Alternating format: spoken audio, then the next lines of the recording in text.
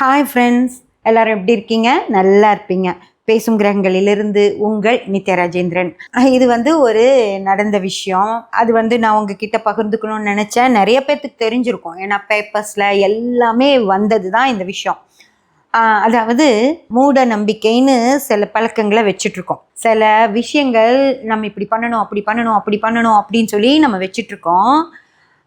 அதையெல்லாம் நான் நிறைய விஷயங்கள் கேள்வி கேட்குறப்போ எல்லாம், உனக்கு என்ன, நீ ஏன் இதெல்லாம் சொல்கிற, இதெல்லாம் நல்ல விஷயங்கள் தானே, இதையெல்லாம் அவங்க சொல்கிறப்போ நம்ம கேட்டுக்கணும்ல அப்படின்னு சொல்லி சொல்லுவாங்க.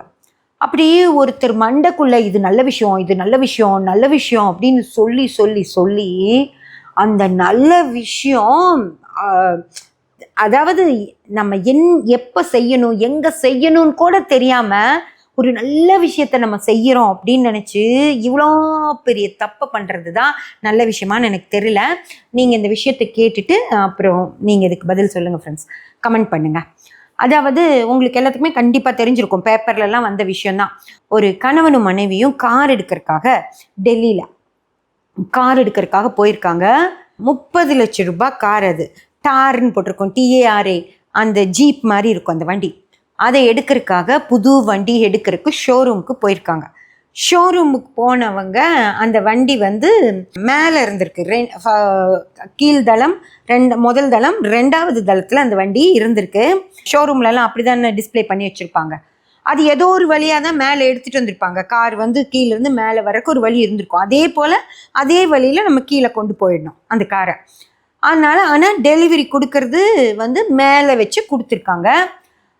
அந்த ஷோரூம் உங்களுக்கு தெரியும் இல்லையா, கார் ஷோரூமெல்லாம் நீங்கள் பார்த்துருப்பீங்க. முன்னாடி கண்ணாடி தான் போட்டிருப்பாங்க, செவுரு இருக்காது, கண்ணாடி தான் போட்டிருப்பாங்க. இப்போ அந்த கண்ணாடிக்கு பின்னாடி கார் நிற்கும். வெளியிருந்து பார்க்குறவங்களுக்கு வண்டி தெரியும். ரோட்லேருந்து இப்படி மேலே பார்த்தோம்னா அங்கே வண்டி இருக்கிறது தெரியும். அந்த மாதிரி சூப்பரான ஒரு ஷோரூமில், தலைநகரத்தில் எப்படி இருக்கும் ஷோரூம் இல்லையா, அந்த மாதிரி ஒரு ஷோரூமுக்கு அந்த கணவனும் மனைவியும் வண்டி எடுக்கிறதுக்காக போயிருக்காங்க. அவங்க ஃபார்மாலிட்டிஸ் எல்லாம் முடிச்சுட்டு வண்டி சைன் பண்ணியாச்சு. எல்லாம் சைன் போட்டாச்சுனாலே அதுக்கப்புறம் அது இவங்க வண்டி. சைன் போட்டு வண்டியை இவங்க எடுத்தாச்சு. எடுத்ததுக்கப்புறம் சூப்பரான பழக்கம் ஒன்று நம்மக்கிட்ட இருக்குல்ல. புது வண்டி எடுத்ததும் என்ன பண்ணுவோம், கோயிலுக்கு போய் பூஜை போடுவோம். அந்த கோயிலுக்கு போய் பூஜை போட்டிருக்கலாம், இல்லைன்னா வெளியே அவங்களே கார்காரங்களே. இப்போ நம்ம ஊர்லலாம் அது பண்ணுறாங்க, அங்கே என்ன பண்ணாங்கன்னு எனக்கு தெரியல. நம்ம ஊரில் அவங்களே பூ எல்லாம் கொடுக்குறாங்க, ஸ்வீட் எல்லாம் கொடுக்குறாங்க. நம்ம மாலை கொடுக்குறாங்க, ஒவ்வொரு இடத்துல மாலை கொடுக்குறாங்க. மாலை போட்டு நம்ம எடுத்துகிட்டு வருவோம். நாங்கள் புது வண்டி வாங்கினப்போ என்ன பண்ணோன்னா, நேராக மாலை கொடுத்தாங்க, அது அதில் மாட்டிட்டோம். சந்தன குங்குமம் கொடுத்து ஆரத்தி எடுத்து தான் எங்களை வெளியே அனுப்புனாங்க. நேராக நாங்கள் கோயம்புத்தூரில் எடுத்தேன் வண்டி. அதனால் போய் புலிகுளம் விநாயகர் கோயிலில் அன்னைக்கு நேராக போனால், அன்னைக்கு வண்டி எடுக்கிற நல்ல நாள் போல் எங்களுக்கு ஒரு 15 வண்டி எங்கள் வண்டி கூட சேர்ந்து பூஜை போட்டாங்க. ஓகேங்களா, லைனாக ஒவ்வொரு வண்டியாக விநாயகர் முன்னாடி நிறுத்தி மாலை போட்டு பூஜை போட்டு எல்லாம் பண்ணுறது. அதுக்கு பூஜைக்குன்னு ஒரு ஃபார்மாலிட்டியில் அவங்க ஒரு தட்டு கொடுப்பாங்க, அதில் பூஜை சாமான்கள் இருக்கும். அது வச்சு பூஜை பண்ணிவிட்டு வந்துட்டோம். அதுக்கப்புறம் ஒரு நாள் கழித்து நான் ஈச்சனாரியும் போய் பூஜை போட்டேன். ஏன்னா ஈச்சனாரி தான் நம்மளோட ரெகுலர் கடவுள். அவருக்கு தான் முதல் விஷயங்கள் எல்லாம் செய்யணுன்றது என்னோட அந்த மனசில் இருக்க ஆசை. அதனால் ஈச்சனாரியும் போயிட்டு வந்தேன். அந்த மாதிரி இருக்கப்போ இவங்க டெல்லியில் அந்த வண்டியை எடுத்துட்டு என்ன பண்ணியிருக்கணும், எந்த வழியாக அந்த வண்டி மேலே டபுள் மாடிக்கு வந்துச்சோ அதே வழியாக கீழே கொண்டு போயிட்டு தரையில் வச்சு பூஜை போட்டிருக்கணுமா? போடலை. சரி, அப்படி இல்லைனாலும் கோயிலுக்கு கொண்டு போய் பூஜை போட்டிருக்கலாமா? பண்ணலை. வண்டியை நம்ம வண்டி நகரும் போதே நம்ம டயர் கடியில் எலுமிச்சம்பழம் வச்சு தான் நகர்த்தணும் அப்படின்ற ஒரு பிளான் பண்ணியிருக்காங்க. ஓகேங்களா, அப்படின்னு வச்சு 2 டயருக்கா இனி 4 டயருக்கும் வச்சாங்களான்னு தெரியல. டயருக்கு எலுமிச்சம்பழம் மட்டும்தான் போட்டிருந்துச்சு. நான் தான் சொல்கிறேன், 4 டயருக்கு அடியிலும் எலுமிச்சம்பழம் வச்சு எலுமிச்சம்பழம் நசுங்கிற அளவுக்கு வண்டியை எடுக்கணும்னு சொல்லி பிளான் பண்ணி, ஷோரூமில் என்ன இருக்கும், மார்பிளாக இருக்குமா, அந்த மார்பிள் தரையில் நீங்கள் பிரேக்கே அடித்தாலும் வண்டி நிற்காதா? நிற்காதில்ல. வண்டி ஓட்டுற எல்லா லேடிஸ்க்கும் தெரியும். மார்பிள் தரையில் எலுமிச்சம்பழத்தை நசுக்குனா அதுலேருந்து என்ன வரும், ஜூஸ், எலுமிச்சம்பழம் ஜூஸ் வருமா? அந்த சாறு அந்த மார்பிள் இதில் நின்றுச்சுன்னா டயர் அது மேலே பட்டு வலிக்கிட்டு போயிடுமா? நீங்கள் எக்ஸ்லேட்டரை அமுத்திட்டு திரும்பியும் பிரேக் அமுத்தினாலும் அது அங்கே நிற்காம என்ன பண்ணிச்சு அந்த வண்டி, எக்ஸ்லேட்டரை அந்த அம்மா உட்காந்து அமுத்துன்னு சொல்லப்படுது. ஓகேங்களா, அந்த அம்மா தான் வண்டி எடுத்திருக்காங்க, அவங்க தான் எக்ஸ்லேட்டர் அமுத்திருக்காங்க. எலுமிச்சம்பழத்தை நசுக்கிட்டு அதுக்கப்புறம் அவங்க நேராக போய் கண்ணாடியை உடைச்சிட்டு வண்டி கீழே விழுந்துருச்சு ஃப்ரெண்ட்ஸ்.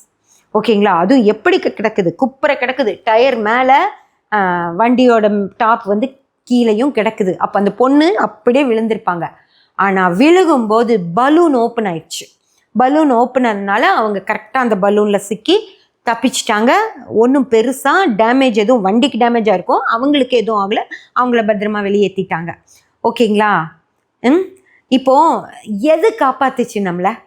அந்த எலுமிச்சம்பழம் வண்டியை எடுக்கிறப்பவே ஏன் அந்த வண்டி இப்படி ஒரு ரவுண்ட் அடித்து கீழே வந்து நின்னதுக்கப்புறம் அங்கே எலுமிச்சம்பழம் மண்ணு தரையில் வச்சுருந்தா எலுமிச்சம்பழம் ஒன்றும் இருக்காதா? அந்த மார்பிள் தலையில் போய் எலுமிச்சம்பழம் வச்சு அது தண்ணி பட்டா நம்ம காலை வலிக்கி விட்டுற மாதிரி தானே டயரையும் வலிக்கிட்டு போயிருக்கோம். டயர் பிரேக் அடித்தாலும் நிற்காம போய் அவங்க வண்டி எடுக்க தெரிஞ்சவங்கனால தானே அவங்க கணவர் அவங்க கிட்ட வண்டி எடுக்க சொல்கிறாரு. வண்டி ஓட்ட தெரியாதவங்களை எடுக்க சொல்லியிருக்க மாட்டாங்க கண்டிப்பாக. நல்லா ஓட்ட தெரிஞ்ச பெண்மணியாக தான் இருந்திருப்பாங்க. ஆனால் அந்த மார்பிள் தரையில் எலுமிச்சம்பழ ஜூஸில் நனைஞ்ச டயரு பிரேக் அடிச்சும் நிற்காம வலிக்கிட்டு போய் விழுந்துருச்சு. போச்சா? இன்சூரன்ஸ்காரன் பணம் கொடுத்துருவான், நான் இல்லைன்னு சொல்லலை, இன்சூரன்ஸ்காரன் பணம் கொடுத்துருவான். ஒரு வேளைப்பா அந்த பலூன் விரியாமல் போயிருந்தது, அந்த பலூன் ஓப்பன் ஆகாமல் போயிருந்தா அந்த அம்மா உயிர் என்ன இருக்கும்? வண்டியோட மேலேருந்து கீழே விழுந்து மண்டையில் அடிபட்டு வாழ்க்கையில் ஏதாவது பெரிய பிரச்சனை வந்திருந்ததுன்னா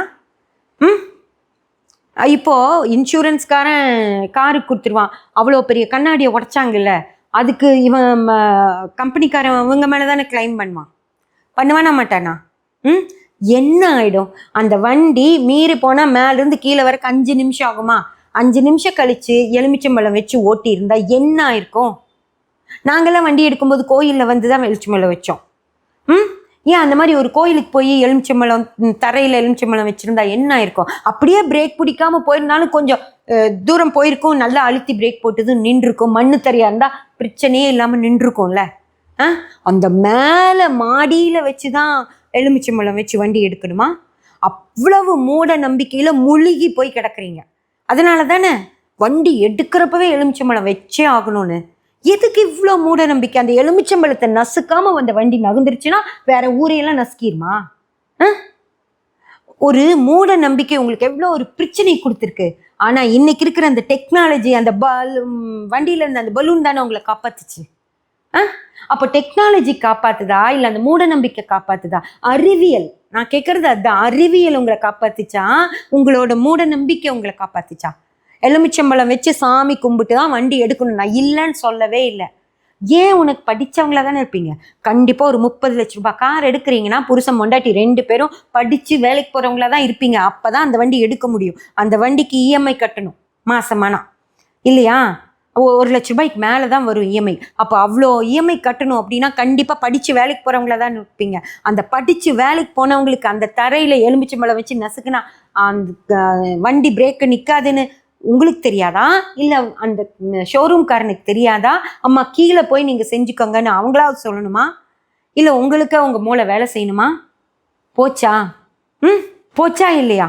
ஆனால் போனதில் ஒரு நல்லது, இனிமேல் எவனோ அந்த மாதிரி ஒரு தரையில் எலுமிச்சம்பழம் வச்சு வண்டி எடுக்க மாட்டான். எல்லாத்துக்கும் தெரிஞ்சு போச்சு. உங்களை வச்சு சாமி ஊருக்கே பாடம் கற்று கொடுத்துட்டார். புரிஞ்சதா? இந்த மூட இதுதான் நம்பிக்கை தான். நம்புங்க, எலுமிச்சம்பழம் வச்சா ஒன்றும் ஆகாதுன்னு விவேக் வந்து அதை முதலையே நமக்கு சொல்லிட்டு போவார். இந்த வண்டிக்குள்ளே இருக்கிற இவ்வளோ ஸ்பேர் பார்ட்ஸ் உங்களை காப்பாற்றாதாடா, இந்த எலுமிச்சம்பழம் தான் உங்களை காப்பாற்றுமாடான்னு அன்னைக்கே விவேக் கேட்டார்.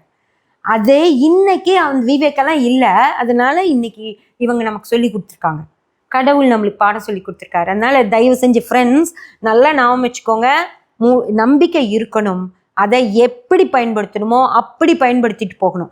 அதை விட்டுட்டு தேவையில்லாத மூட நம்பிக்கைகள், இதை வந்து முக்கியமாக நான் சொல்கிறது வீட்டில் இருக்கிற அந்த மூத்த பெண்களுக்கு, ஒரு இப்போ 40 வயசுலேருந்து 80 வயசு வரைக்கும் வாழ்ந்துட்டு இருக்கீங்களா, அந்த பெண்கள் தான் இவ்வளோ மூட நம்பிக்கையை இப்போ இருக்கிற ஜென்ரேஷனுக்கு கொடுத்துட்ருக்கீங்க. தயவு செஞ்சு நீங்க புரிஞ்சுக்கோங்க. இந்த வீடியோவை யாரெல்லாம் பாக்குறீங்களோ அவங்க உங்க மாமியார் கிட்ட இந்த போன் இல்லை அவங்க பார்க்க முடியாதுன்னா அவங்களுக்கு காட்டுங்க, உங்க பாட்டி கிட்ட காட்டுங்க, உங்க அம்மா கிட்ட காட்டுங்க. தயவு செஞ்சு இந்த மூட நம்பிக்கையை ஒழிச்சு கட்டிட்டு அந்த உங்களுக்கு தோணுதா இல்லையா நான் சொன்னதுக்கு அப்புறம் கீழே ஒரு 2 நிமிஷத்துல அந்த வண்டி கீழே வந்திருக்கும். கீழே வந்த வண்டிக்கு மண்ணு தரைக்கு வண்டி வந்ததுக்கு அப்புறம் எலுமிச்சம்பழம் வச்சு நசுக்கினா எந்த பிரச்சனையும் இல்லாம போயிருக்குமா? ஜம்முன்னு ஓட்டிட்டு போயிருக்கலாமா? என்ன அவசியம்?